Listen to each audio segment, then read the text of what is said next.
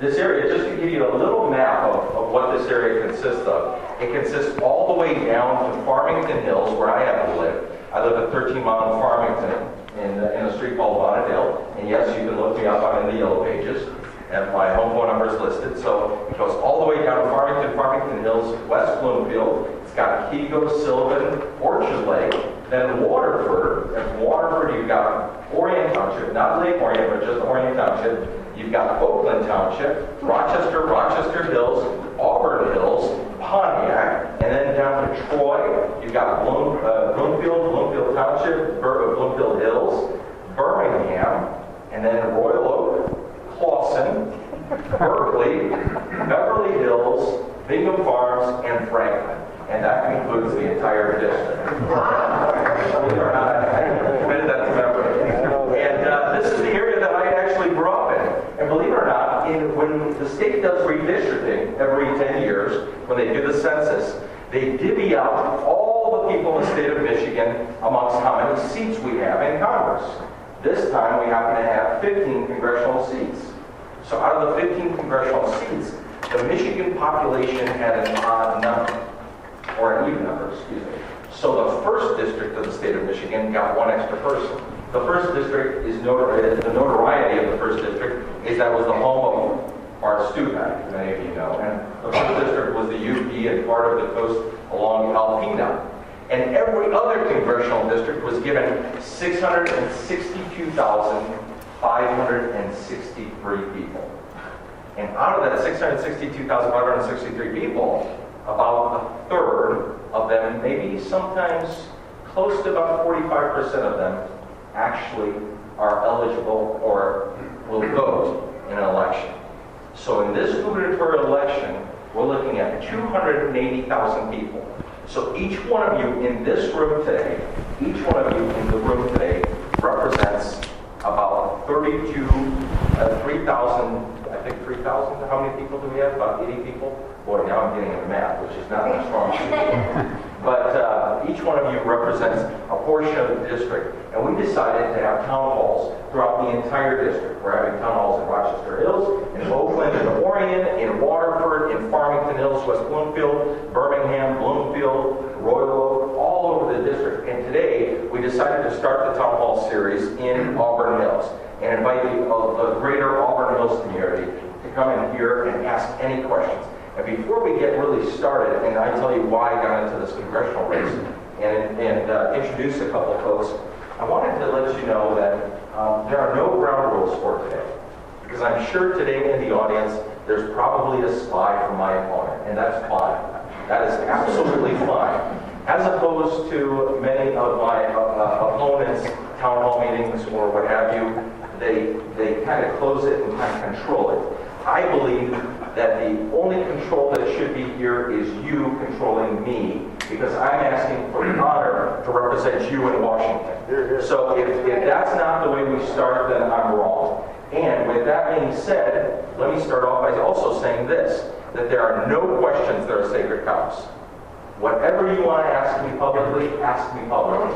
It could range anything and everything. I have permission from my wife to answer almost every single question. And too bad she's not here. She was going to be here, except she was running late because she had an errand she had to run. And I said, you know what, honey, I'll meet you back at home. So otherwise, you would have had the pleasure of meeting her, not me. Must be newlyweds. Yes, we are. Yes, we are newlyweds. We got married 5 months ago, almost exactly 5 months ago. Yeah, 5 months ago. We got married at the Shrine of Little Flower in Royal Oak. It kind of gets me into the story of how I got into this race. And if I may, I also want to introduce one other individual that's here as kind of my crutch. Because anyone running for office, they don't have, trust me, no one running for office has all the right answers or has all the answers. And we see that by what's happening in Washington. I have with us David Bruhan, who happens to be from Rochester Hills, who will take a few moments and talk about the economy, and then, yes, good guy. He's an economist, and one of the great things we have is we have people like David Bruhan, who actually wrote a book about the economy and about our nation. And we also have one other great American economist living in our district, and his name is David Littman, and he happens to live in Oakland Township. And both David Littman and David Bruhan, both starts with Dave. I asked the two Daves for a lot of advice, and their advice is really strong and impactful and sharp, because it's not Republican, it's not Democratic, it's about what's right, about fixing our country and especially our economy.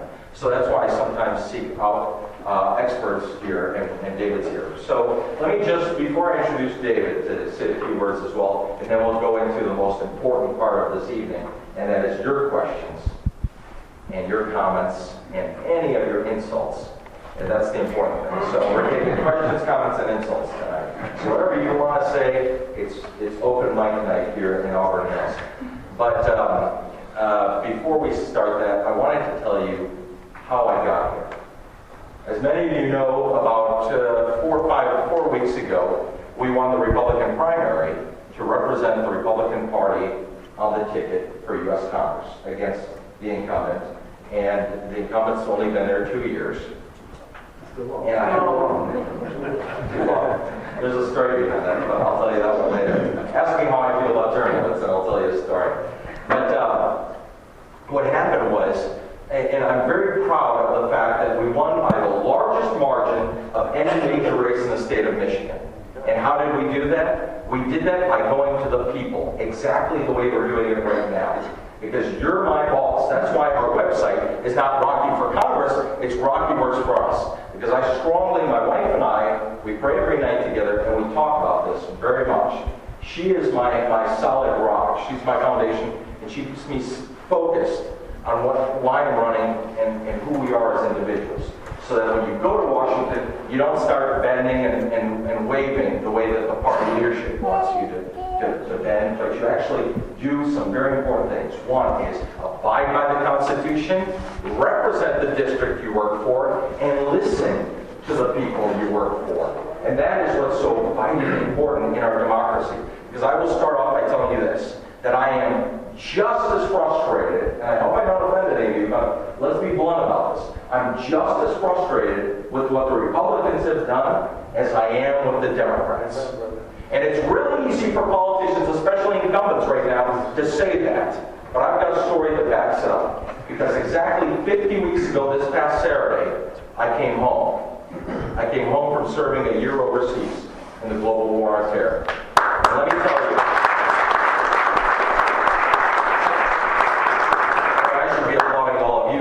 thank you very much. And to the Vietnam vets and all the other vets, welcome home as well. Thank you for your service.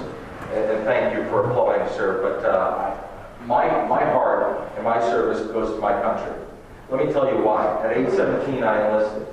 And I don't know what compelled me to join the military at age 17, because my parents told me, no, don't do this. You've got your whole life ahead of you. Go to college, do something else. I said, no, Mom and Dad, I want to enlist. And because I was 17, I had to ask my mom and dad to sign a waiver form. Well, let me tell you why. I learned later on in life